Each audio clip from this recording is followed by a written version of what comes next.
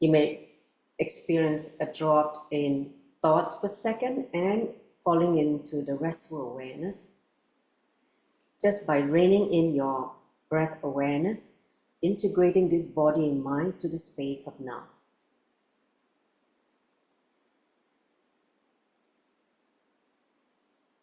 In that deep listening, let's invoke Swamiji, our beloved Guru, the Supreme Pontiff of Hinduism, Bhagavan Nityananda Paramashivang. So fold your palms together in front of your heart center. Let's invoke him by chanting the Sadguru Vandanam, followed by 3 times the Mahavakya. Take a deep breath.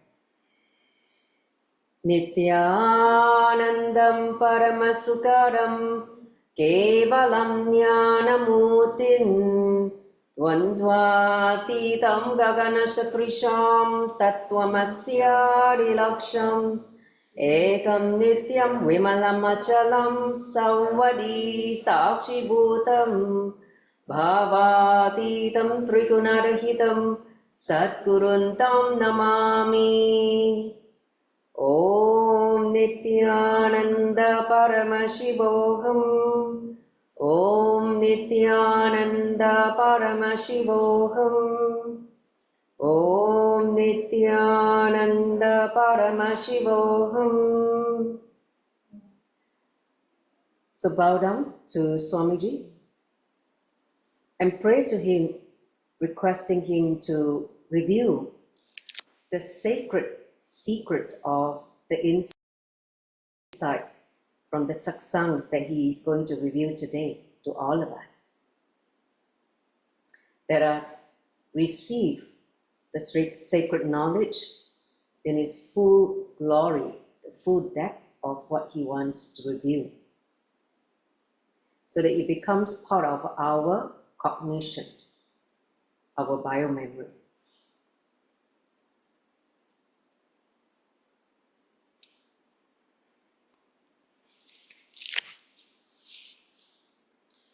So with that, I'd like you to slowly open your eyes.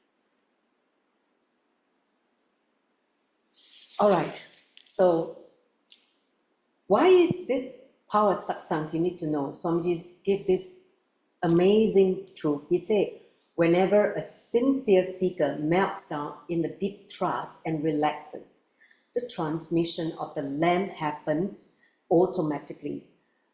Whether you're sitting physically with him or not, it doesn't matter. That is the power of satsang. So understand, satsang has no expiry date, meaning it is him delivering the eternal truth. So whether you're sitting with him physically now or in the past when the satsang was delivered, the truth remains valid, it lives on. So it like in today, when we're just going to enter into the inquiry, even though it was a satsang delivered many years ago, understand, when you are going to receive it as a sincere seeker, the transmission of the knowledge, the truth, the enlightenment signs just happen automatically. So all of you just carry that space of deep trust and in a relaxed way receive today's satsang. Okay, so let's enter into the inquiry. So today is the 12th lesson. We enter into the 45th insight. So this is the insight where Swamiji defined beauty. See, in the world or the society that we live in now, beauty has basically been very much distorted, conditioned by the media, by the cosmetic company, by people with vested interest to redefine what is beauty in society. And so much so that you can see so many people in the name of beauty run behind so-called all these superficial things and destroy the body. You know, whether it's plastic surgery. You see how Michael Jackson destroyed his face. It's just one big classic example. And so many people, they're not happy with what they're given, and they, run behind things the nick and tuck here and eventually destroy the body. So let's understand beauty from the spiritual context, the pure spiritual context where ground us back to the simple things in life, which is very important, because if you run behind society, you'll be running behind something that is either going to destroy you, harm you, or something that it ain't going to bring you fulfillment. So that is very important. So he said, the cosmic industry created the concept of beauty. They hire the most beautiful models and then, actresses and make them dress up and, put it in big posters in cosmetic, counters to make you see, wow, if you buy the brand, you look like that. So it goes on maintaining it continuously with this Swamiji called idiotic beauty contest. Like they have beauty contests and, so all this kind of industry created what society label as beauty. So then he said, what is beauty exactly from the spiritual context? He said, it is nothing but just the idea promoted, widely and wildly, that's it. He said, whatever that we are seeing in the society, it is just some ideas that was just promoted in a mass way. And there's nothing else called beauty. There's nothing really beauty in that. It's actually ugly. If you look at the inside of how all this cosmetic company and all this beauty contest is actually ugly. But in the media is portrayed as beauty. So now he said, let me define beauty. He said, I'm defining beauty for all of you. He said, beauty is the feeling you carry when somebody appreciates you. And he said, if someone appreciates me, it means I'm beautiful, right? This is beauty, right? So he said, I'm defining it at a very mundane level. It means very, very crude level. He said, the concept beauty is nothing but a give and take. So you must be wondering, then the world will be so simple if we just only like give and take. So he said further, he explained further, there's no such thing as scale of beauty. Understand? So in one country, in a tribal village, their beauty could be, painted faces, correct? In one country, it could be rings on the neck that the necks get elongated, right? I remember in one tribe in China. And then in Africa tribal village, the beauty can be totally different. So, and of course, in the Chinese world, the Asian world, the beauty can be very different. There's no scale at all.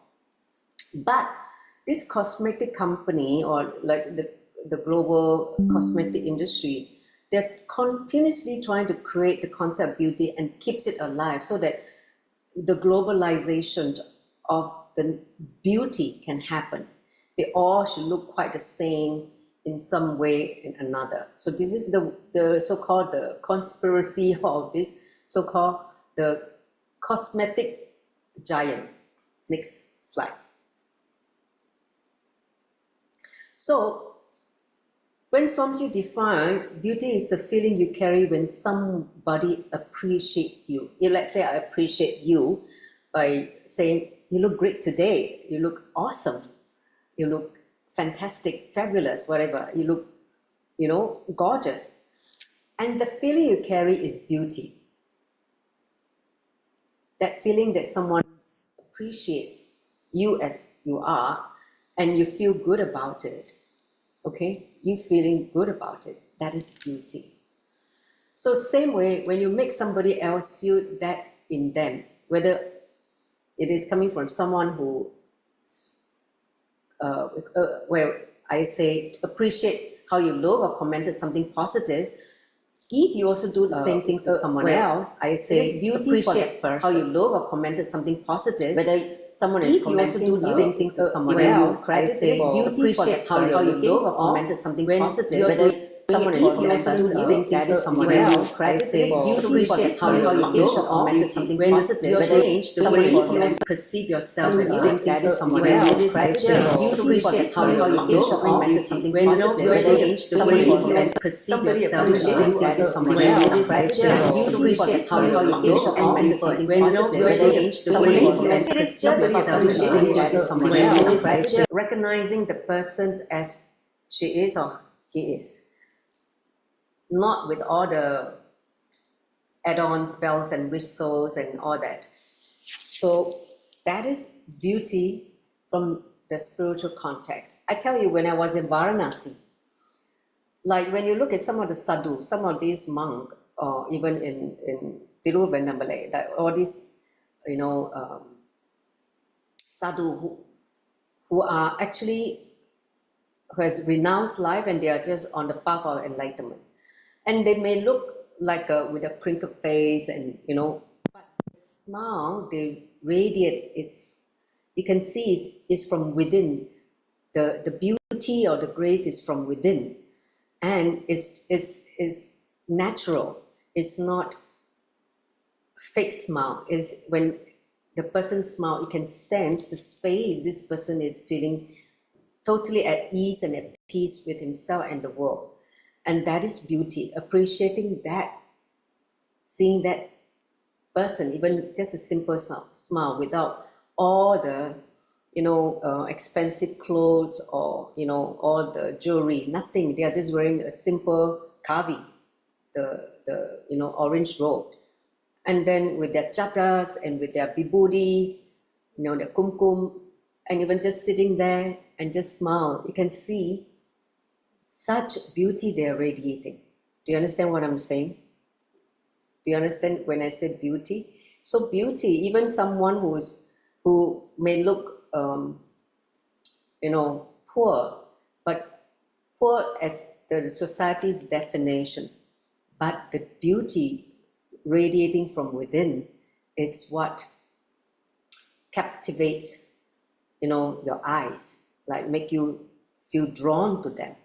The energy of that beauty it's what is really, matters, not really all those what society defines. Of course, you need to maintain your hygienes and cleanliness and all that. That's basic self-care, right? I'm not saying that you don't do anything of that.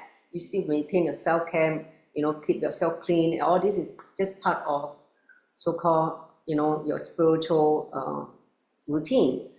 But there's no need to run behind what society's definition of beauty, because society make you feel that you're inadequate, make you feel that you're not beautiful as the model portrait in the poster.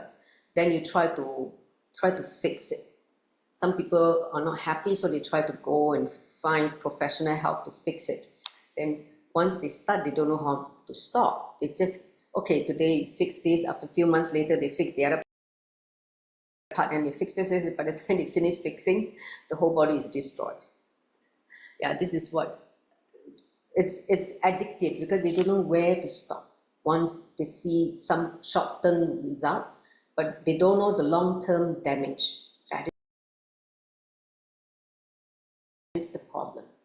Until they know it, it will be too late. So let's contemplate. Next slide. How you define beauty before this was revealed to you by Swamiji. How you were told or taught by society, by your peers, beauty should be. And now what Swamiji has revealed, the two difference in terms of the understanding of beauty. So then you look inside, how much damage you did to your body, mind in the name of beauty. Just look in and see. So you can just take a few minutes and close your eyes and see what, and internalize. Do manana, contemplate, manana on the truth he revealed. And life can be so simple. life is really so straightforward. But unfortunately, the ideas given to us by the vested interests of different organizations, when you're not aware, you start running behind them. You start falling into, the fantasy that they want you to, we call that, the fantasy they want you to live in. So, I mean, when I look back at the beauty that I understood when I was a teenager, and the beauty when I understood when I was in my 20s, and the beauty I understand now is so different. In my 20s, teenagers, I was running behind what I'm seeing in the pop culture, okay? In the 80s, where the pop culture or the I don't know, you guys were there, no? In the 80s, you had the Madonna, where the Japanese, singer, the Japanese pop star. So that's what, I was bombarded with. Those music industry in the Western world and the Japanese entertainment world. So that was the beauty I was receiving at the time. So even for me, the certain beauty was following that kind of the pop culture. But of course, over time, when you start getting mature, your taste also get mature. And when you come to Swamiji, he will mature your taste. That's for sure. He will align your taste to spiritual taste, his taste. So that's why now got kumkum, got vibhuti, wearing rudraksha, no longer wear all this bling bling, everything become very different. Yes. Yes, all the fashion brand and all the, the high fashion brand, all the Prada, I remember buying all the branded goods when I was still working in the corporate world. All that was running behind all this, all the bags, I'm not a big spender of that, but I do own a few pieces of that. I remember, like Gucci's and things like that, because, they look nice, of course, at that time when you're working in the corporate world. So, but then now, when you're out of that kind of rat race and lifestyle, then you look back at what beauty is all about. So it is more important to work on the inner strength, the inner quality, rather than running behind the external ephemeral things that come and go, which is transient, which is not going to be there when you leave this body. Instead, work on enriching yourself to the real inner beauty that will stay with you eternally. So now, let's enter into the next insight. Okay, I hope you find this, what is beauty, interesting, as defined by Swamiji. Thumbs up if you find interesting. Yes, double thumbs up for all. Okay, now this is another interesting insight. Do we choose our family? Some of you is like, I chose my parents before I descend on this planet Earth. So this is what Swamiji is being asked by a devotee. Okay, so listen to this very fascinating truth that he revealed as an avatar. So he say, hey Rika, who is this Rika Pai? Can you turn on the camera? Can I see you? Welcome, Rika. So he said, once a devotee asked Swamiji, he said, Swamiji, in every birth, do we choose to be born together with our family, the loved one, or the ones we have karmic relationship with? Let's say in a past birth, you declare to another being and say, let's take birth together again and assume as another body together and, become husband and wife again. You see that in a lot of this drama. Let's come back and husband and wife again in another birth. You see that. So what Swamiji review is going to be a slap to the face of these people. Okay, so listen carefully. When I read this, I just laugh. Okay, so he said, let me tell you, You don't even want to be born in the same continent as your spouse. He said, by nature, no two human beings wants to stay together. This is the truth. And you're like, huh? How come? So he said, understand, the human mind is not hardwired for living together. Because the human mind is so, like a schizophrenia. One moment is this, one moment is that. So it's never that in that awareness, right? So he said, when you are forced to live together due to certain circumstances, once you leave the body, you just escape from the other person. Such suffocation experience when the other person that you just escape the moment you leave the body. So you don't even take birth in the same culture at all. So I was like, yeah, I think it's true for me. Next slide. Okay. So he said, see, love of the loved ones disappear the moment your consciousness leave your skin. So that means the moment you exit the body, the consciousness, the soul exit the body, that love for that person will just also disappear. I was like, oh wow, you even forget that, So he said, there is no karmic relationship. So don't even be afraid that at some time you may have prayed to have the same husband or wife for 7 janmas or 7 births, and now it's really going to happen. No, don't worry, it will not happen. He said, like maybe you have declared to someone, you say, oh, I want to be your husband, or your wife in the next birth, or maybe the 7th birth, whatever you did try to declare and even pray for it to happen. So he said, be very clear, this is not going to happen. There's no so-called karmic relationship. He said, ain't going to happen. Only those who have achieved the maturity to understand the boundary and the other person's boundary and who are independently dependent will even be born together. So this is the truth he revealed.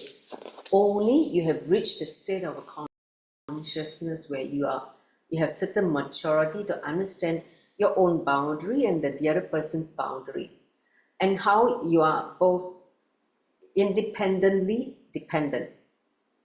Okay? Then you can choose to even to be born together.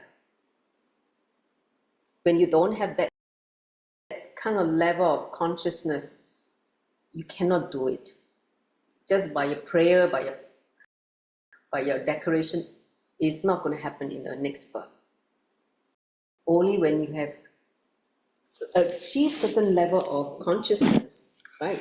Be able to do that, understand the boundary, yourself and the other person, your being and the other person's being, and understand how you are independently dependent. It means at a consciousness level. See, at a consciousness level, we're one and the same, correct? Only you can understand the depth of consciousness, then you can even be born together. Okay? Otherwise, no. Next slide.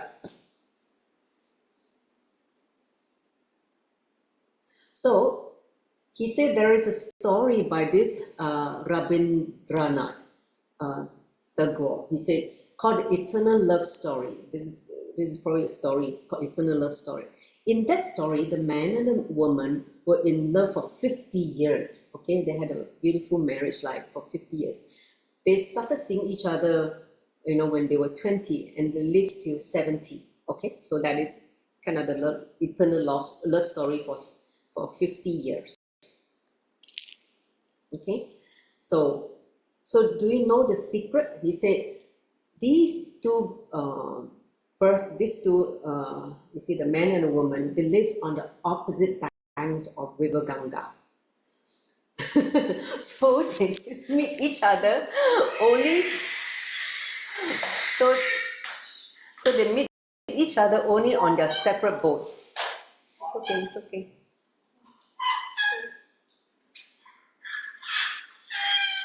We have a baby here. Sorry about that. The baby is too excited. She's realizing that. She's listening to the truth and she suddenly screams, "Oh my God, this is too exciting!" Okay, so this so-called eternal love story is because they are living separately in the separate banks of the river Ganga, and they have to meet each other on separate boats. So that is your human being understanding of love story. So he said, so don't bother. Do not bother. There is no karmic relationship, so you don't have to stay with the love of the loved ones. Okay, so that is what he reviewed in this satsang. Next slide. So, and then in this satsang, he gave a very beautiful meditation, which we are going to do at the end of the, after we reviewed all the insights, because it would be good that we can do it together. He said, this is a meditation to destroy all the patterns that exist in you. See, when we were born, we were patternless, which is pure awareness. But of course, in the process of growing up, conditionings by parents, conditioning by the school, conditioning by the peer society, so patterns pile out, we develop patterns, right?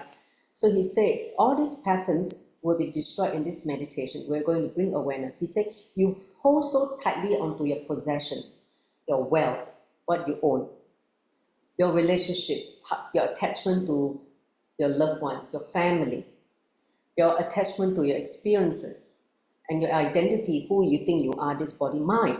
And only because you've never really confronted the truth, understand none of these can be with you forever, because the minute you exit the body, all this become irrelevant. They lose power over you. But right now, when you're still embodied, as an embodied soul, with this body, flesh and mind, you hold tightly to all these things when you're not aware, due to your patterns. Understand? Due to our patterns, we hold on to all this so-called burden or bondage in life, whether it's material possession, whether it's relationship related to the heart, your experiences, your identity, your ego. All this makes you lose sight of what is really important. Okay? So a single intense experience that all this can be utterly and irreversibly destroyed in a moment is enough to disillusion you about all that you are clinging on. Right now we're clinging on to something, right? Some pleasures in life, some relationships, some comfort, etc., etc. So we're delusioned by all these, we're in this illusion because we're clinging to all these things. So this meditation is going to be an intense experience to burn away all these patterns. Okay, so we're going to do this meditation. So he said, naturally your awareness is centered in that which can never be destroyed, right? So both yukti, clarity, and bhakti, devotion, will get awakened in you. So this meditation not only burn off your patterns, but awakens the clarity and the bhakti to come back to the devotional part of you, to the eternal truth. What is eternal? You become devoted to that. Okay? So it's going to be a 21-minute meditation. So we try to finish off all the insights, then we can sit for 21 minutes. Is that okay? Yes? Since it's 21 minutes, because normally we only sit for 11 minutes, but this time around, somebody said 21 minutes is the meditation. He said you need to burn down all what you think you are. So today we'll devote the time to do this meditation properly, because 21 minutes is one energy cycle that cleanses all the 7 chakras, your 7 energy center. So doing this 21 minutes will do a thorough destruction of all the patterns you may be carrying or attachment, clinging on to stuff that are ephemeral and immaterial. Okay, sounds good. We're going to do this meditation. Yeah. So next slide. So just contemplate, before we enter into the meditation later, just contemplate what Swamiji has said about how we're clinging on to this because of the conditioning that we received that from society. So that what society told us, what we been made to believe, and all this that make us feel caged or suffocated.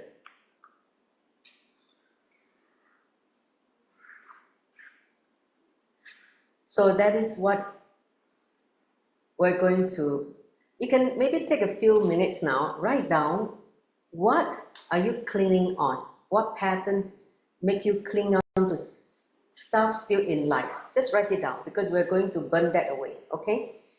So while we're contemplating on this insight, you take a few minutes to pen down what are you still clinging on in life where you know is going to be impermanent. They are not going to be there once your consciousness leaves your skin. Just write it down. I'll give you a few minutes to write down. Or you can just close your eyes and contemplate for a little while. If you don't have a pen and paper with you, you can just close your eyes and just consciously scan. Scan in your inner space. What are the things that make you still cling on in life? That makes you create patterns. Like patterns of anger, frustration when you don't get what you want. And patterns of fear when something is taken away. Just write it down. It's going to be a great detoxification of your pattern in this meditation.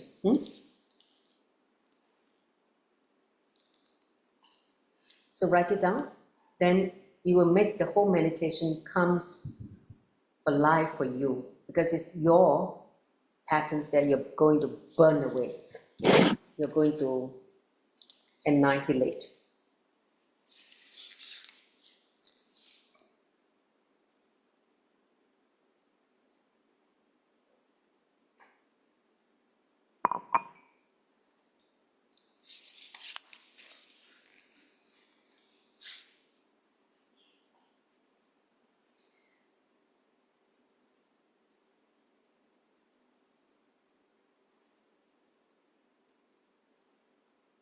So don't miss this part.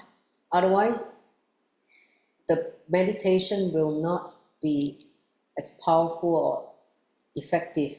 So this is the part you need to do certain contemplation, that scanning within what you are still stuck with, what you are still attached or clinging on without awareness. Like some people are clinging on to food, right? Attachment to pleasure of the taste. Some people is clinging on to enjoyment of the skin, physical enjoyment. Some people is attached to feeling, love. They want to feel love in a relationship. But they forgot they actually love themselves. At the moment they work on opening their heart, they will not be able to stop the love flowing. They're clinging on to attention need versus true love. So all that, if you feel that you're still clinging on to certain things that make you feel miserable, make you feel unhappy, please write it down. We're going to burn it away later on by Swamiji's presence and space. Okay, let's get on to the next slide now so that we have time for the 21-minute meditation. So the next insight is everything is business. Huh? You may be wondering, what do you mean everything is business? So this is a satsang when Swamiji said a disciple who wanted to take sannyas, that means become a monk, sadhu, okay? A renunciate. Once came to Swamiji and said, now I understand, Swamiji, how every relationship is business. Your father, your mother, your brother, your sister, your friends. Other than the relationship with Guru, everything is business. Then Swamiji said, stop. Even this is also business. Even the relationship between Guru and disciple is business. Then the disciple was shocked. Huh? What do you mean? He said, listen, each one has their business with you. Okay? Not the traditional transactional business, where you buy something, you get to, enjoy something. He said the business in a larger context. He said, like for instance, your lover has business with your beauty, your looks, right? Your partner has business with your money, for instance. Like you have a business partner. Your employer has business with your degree, your certificate, because they need your skill set in order to help the company, right? Fill certain job or responsibility. So he say, for a guru, I have business with your consciousness.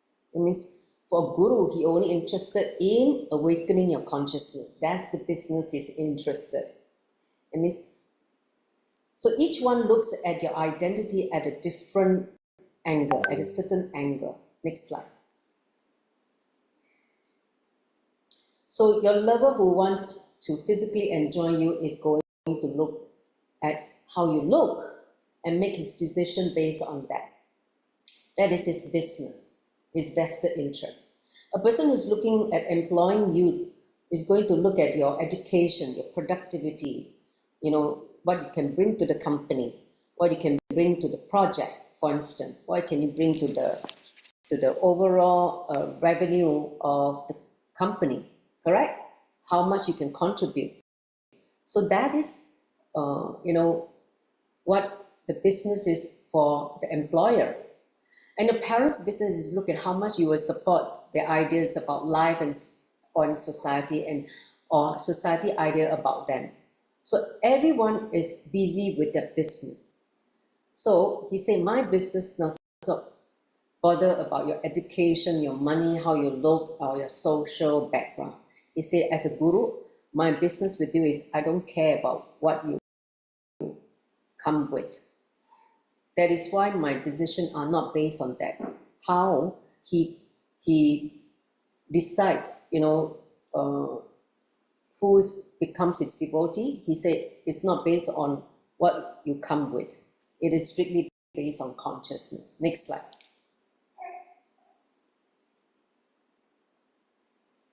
So my decisions are based on your consciousness.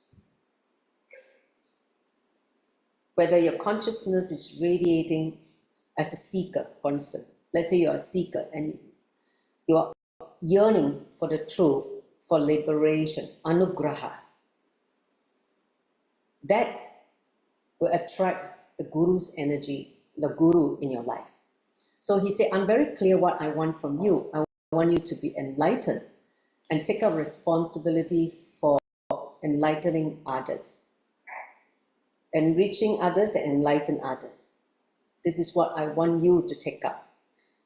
When you become enlightened, you naturally will not keep quiet. You will start spreading the truth and inspire others to also live this truth. So you will start enlightening others. So only as long as you're expanding in that direction, I'm going to be working with you. Understand? When you're working on your consciousness, expanding towards enlightenment, he said, I'm going to be working with you. If this is not happening, I'm going to work with somebody else. It means if you decided that I'm not here for enlightenment, I'm here to enjoy and stuck in Maya. I want to live in Maya. I want to suffer because I feel that is what I want in this life. Then of course, he will not work with you because you have decided to choose, not consciousness. You have decided to choose darkness, ignorant, right? So if you understand that my business is actually your business also, you attain at one mode, it means oneness. See, when you understand that both of you, the Guru and you are aligned in terms of the purpose, which is to discover your consciousness, right? He's here to make you awaken your consciousness, and you're here to discover your consciousness. Then there's oneness. Then a unique love happens between the Guru and you, which is eternal, because consciousness is eternal. This is what Swamiji called as Mahabhava, the great relationship. The great relationship. See, we have different relationship, right, with divine. Whether we see divine as mother, Matrubhava, or we see divine as friends, Vatsalya Bhava. But he said, of all, when you live in the space where you recognize your own divinity and you recognize the divinity in a Guru, they're one and the same. He said, then this is where you're in the great relationship called Mahabhava, because you realize you and him are no different. Okay? So that is when he said everything is business, even with Guru, when you recognize that he's here to awaken you to your consciousness, then that is, he's here for that business only. Okay, understand? Give me a thumbs up. Okay, great. Let's enter into the last insight.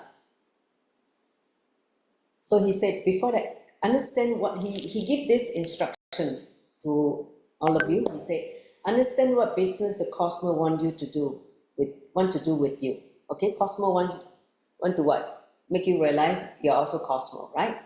Understand what business society want you to do. Want to do with you. What society demands of you. What business your company wants to do with you. What business your family wants to do with you. Please pen it down, okay? Pen it down, these four. What cosmos want from you, what society want from you, what your company, if you're an employee of some company, please write it down.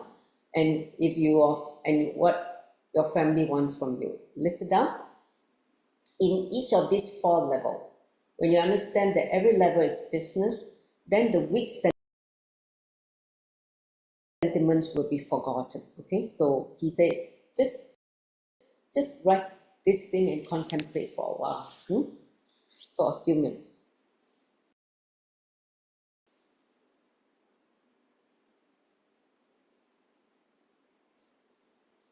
So what business the cosmos wants to do with you?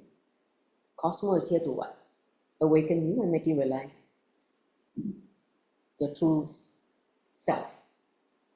And then, but in the society, what is society is trying to do with you? Write it down. And what your company is trying to make you to do with you? Write it down. And then also your family.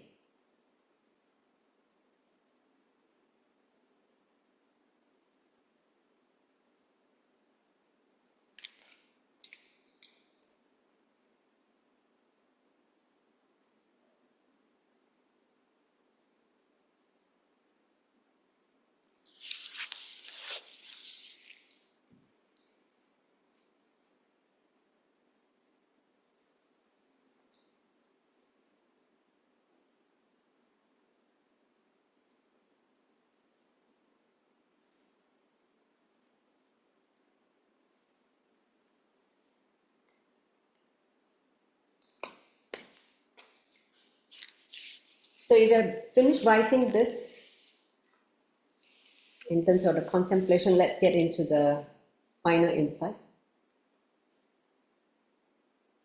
A very short one. This one is one of my favorite satsangs. He said, have both God and Guru in your life. Okay, so listen. He said, please understand, always have God and Guru in your life. Carry the feeling connection for both in your life. So some people may ask, why? Is Guru not enough? If I have Guru, is it enough? Or is God not enough? If I have God, let's say I pray to Krishna or I pray to Shiva, isn't it if that is enough? Why do I need a Guru? So you may ask this kind of logical question. Okay, so from An avatar, he's telling you, no, have both. He said, please understand, however strong you may be, at some point in time, you will not be able to have complete trust there to make you suffer, or that you will, as a human being with a human mind, you will never have complete trust over the Guru. Okay, so that is the truth. So your feeling connection towards Guru may be shaken a little bit. Let's say something you heard someone spread some rumors, and you heard it, and you think that it is the truth, and your trust over the Guru is shaken. You don't quite trust him. So I don't hold on to. You need God to keep your spiritual practice and spiritual life alive. Understand?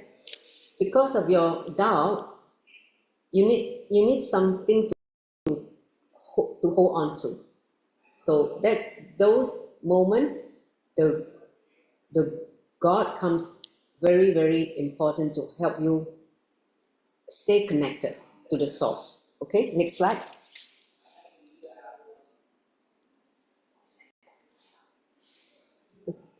Okay, so sometimes your feeling connection with God may not have a practical value for solving your day-to-day issues. Let's say, when you feel, okay, you are devoted to Shiva, but Shiva is too much of a concept, unmanifest. And then you feel that, but, I'm not able to manifest a job, and you feel that,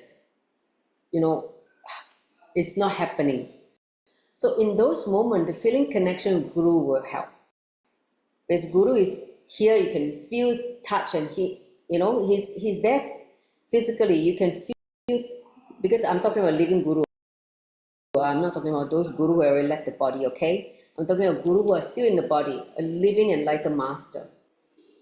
And because of that, they can actually, you can actually find the solution. You can actually ask him for the solution on day-to-day basis. What is needed, so that you can solve your problem, your day-to-day problem. So at one, the Guru will merge into each other, and then you will just experience God and Guru as one. But till that happens, have both God and Guru. Understand? That is okay. Before that, you have God and Guru, is pray to them separately, but there will come a time where your consciousness is able to experience both as one. Then, that is a time where you understand that He is in everything and everything is in Him. So that is okay. When it happens, it happens. Next slide. So, but now when you begin your practice, let's say so that you're safe, because you have both. When you are angry with the Guru for making you feel terrible, you can run to the Devi, or you can run to Ganesha and cry to Ganesha, please help, why not this? And then, okay, then you feel safe, okay? Then when I say when you begin, I mean till you get enlightened. That means you say till you experience enlightenment, have both Guru and God together. So this is for everybody, not just a seeker, everybody. You say, Swamiji, I say, I've seen how many people, some people who had only God, never progress in their spiritual life. They just pray to God in their own fantasy. Okay? So never do any spiritual practice. They never do any spiritual tapas. They just pray only, And those who had only Guru sometimes drop out, because when Guru come on them and train them, try to cut the ego, the tumor ego, they could not tolerate, they ran away, they dropped the Guru. And then again they missed. So that's why you need both God and Guru till you become enlightened. Understand? Yes? Thumbs up? So if you have both, even if your trust and feeling connection towards one of them is shaken, your trust and feeling connection towards the other will keep your spiritual progress alive. I want to share with you my personal experience, okay? This is truly when Swamiji delivered this satsang, when I heard it, I didn't know exactly what it means until I personally experienced it myself. See, in 2018, I was going through separation. And of course, I knew the time has come for me to face this, the suffocation in the marriage, and the separation happened. So, and I know it's also part of my spiritual path that this thing has to happen, because it is for my next breakthrough in my spiritual growth. But I was not feeling comfortable because I was going through the period of so-called grief of loss, right? So I was not able to feel connected to the Guru, because I know he's very much involved in this whole thing. So I had to run to Devi. Devi is my consolation. I prayed to Devi Pratyangira. I just fell at her feet and start crying to her because I was feeling sad, but I don't know how to let this thing out. I needed to, express that grief out so that I can be thoroughly be healed. So I ran to the Devi and fell at Amma's feet and just cry and cry and cry. I was in this Adinam, I remember, in one of the morning while I was doing the seva, and then suddenly the emotion just got triggered, and I wouldn't cry to Swamiji's Murti, I cried to Devi's Murti and just cry and cry. And I can tell you, during that time is, the connection with Devi helped to heal me, because I remember Swamiji did say that whenever there's pain and suffering, Devi is the one who heal. There's nothing Devi cannot heal. So whenever you're suffering, whenever you're down, Devi is the one you should go to. So I went to Devi, obviously, and cried to Devi. And Devi obviously healed me completely, and I came out of it quite quickly, not too long. The one thing good about initiation by Guru is that you're never in the suffering or depression for a long time. You will just quickly come out of it. It may take you a few days, but you will snap out of it very quickly. You never spiral down until you can't get out. So that is the beauty when you have a Guru in your life. He will somehow make you raise up again. So the suffering that you undergo will never stay too long. Okay? So that is the beauty of having Guru and God in your life. Whenever you feel distrust in a Guru, you want to run away, the refuge is the God. When you feel that you need to find solution to your day-to-day problem, run to the Guru and he will give you the solution. So this is my personal experience, and this is what Swamiji's advice. Got it? Thumbs up if you catch the truth. Yes? Good. Now we are ready for the meditation. Okay, so now all of you, please put on the eye band. Let's get ready for this 21 minutes meditation to burn all your patterns or attachment in this life.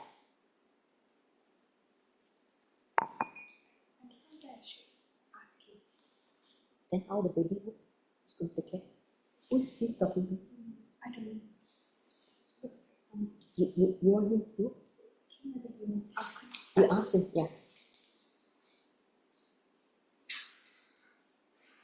So all of you, please, if you are doing this meditation, turn on a camera so that we can see each other, because the energy of Swamiji will penetrate.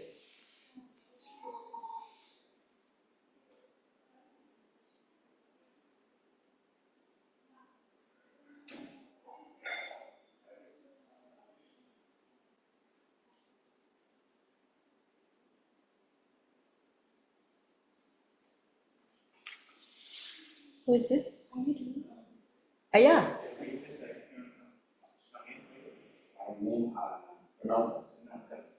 He just happened to pop by. Yeah, we're going to do a meditation. Please join us. You just sit with her. So Parvati Swarakuni, next slide, because I'm going to read. All of you put on the eye band now, sit with the back straight, okay? Next slide. Okay, so I'm going to give the instructions. So all of you please put on the eye band now. And sit comfortably in any meditative posture. Just sit, okay? Because you're going to sit for next 21 minutes, I'm going to put the timer now. Get ready to enter into a very powerful process, okay? Understand? You're doing this in His presence. I'm not kidding, okay? So please do this sincerely, like a sincere seeker. How you want to get rid of all your patterns. So listen, remember what you wrote just now as part of the contemplation. What are the patterns you are stuck or you're clinging on in life? Whether it's a pattern of physical possession, material possession, or pattern of relationship attachment, pattern of attachment to certain comfort, body comfort or sense pleasure, or attachment to name and fame, power, whatever attachment you may have in life, which you're clinging on, or anger, frustration, hatred, whatever you've written just now, now start to visualize everything around you and within you are going to get burned by this Kala Agni. It means the flames of annihilation. It means the flame of Kala, burning off all this pattern that you have inside you. Understand? Whatever that is inside your inner space, this pattern is leaving you like a tumor, making you suffer, making you, falling into the Maya and darkness. Just visualize this Kala Agni, the flame of annihilation. Whatever you experience inside and outside is going to get burnt, getting extinguished by this mighty fire. Visualize this huge flame of fire, okay? It is burning all those so-called the bushes of your pattern, getting it burned. The whole material world is being consumed by these flaming tongues of fire. Everything that you can visualize vividly in your inner space.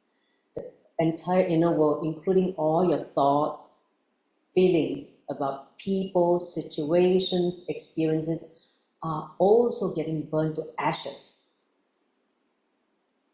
So create a power visualization within you to visualize all these negativity, all these negative emotions about people, situation, bad experiences, all getting burnt to ashes, into nothing. So create that powerful visualization of you burning all your patterns that you have written down previously. Visualize continuously that whatever you think about the world, about anything is getting burned. All the conditioning, all the falsity that you've been fed by society, the nonsense, the wrong ideas, belief, all are getting burned. It no longer exists. Make sure that you put them and burn them so that they become ashes.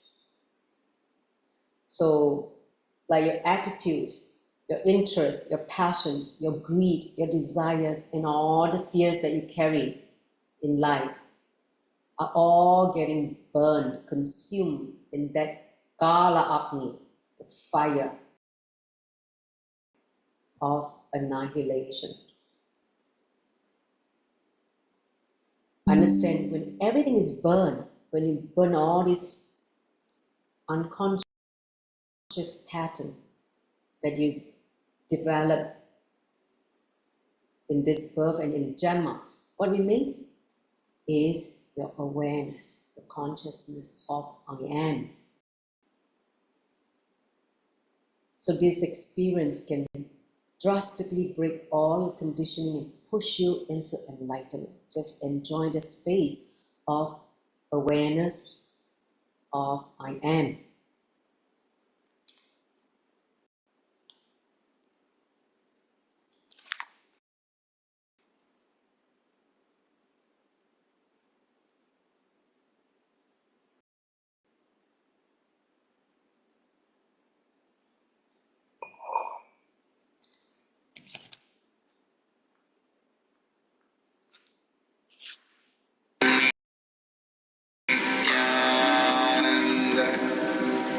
Paramashivoham.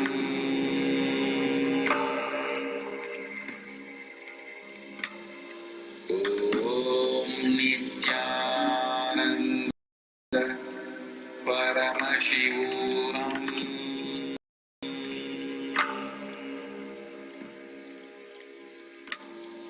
Om Nityananda Paramashivoham.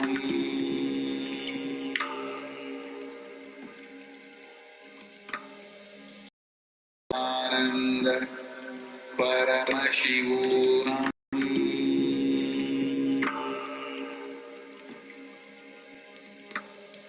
Om Nityananda Paramashivoham.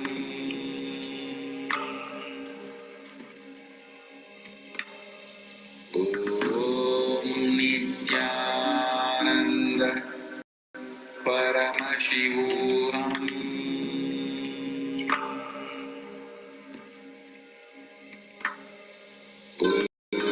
Om Nityananda Paramashivoham. Om Nityananda Paramashivoham.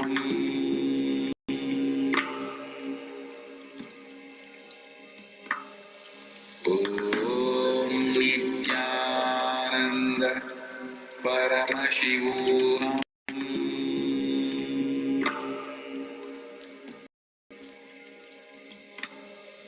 Om Nityananda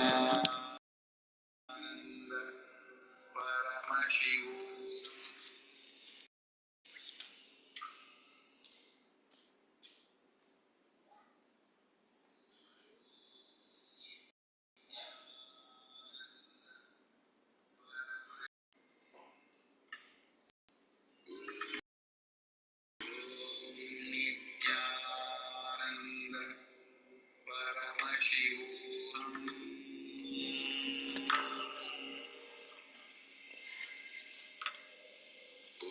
Om Nityananda Paramashivoham.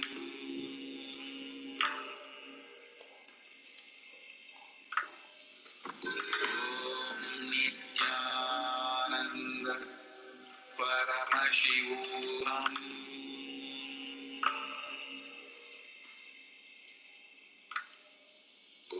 Om Nityananda Paramashivoham.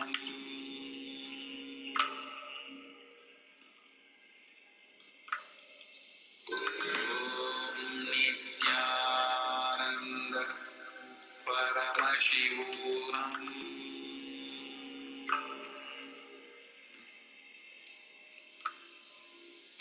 Om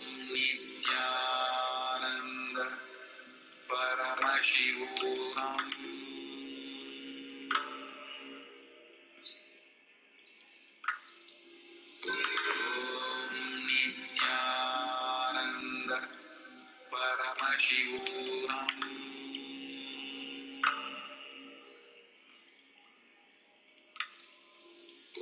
Om Nityananda Paramashivoham.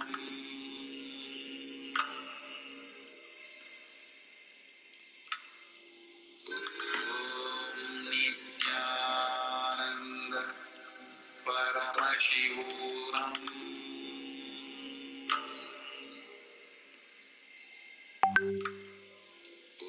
Om Nityananda Paramashivoham.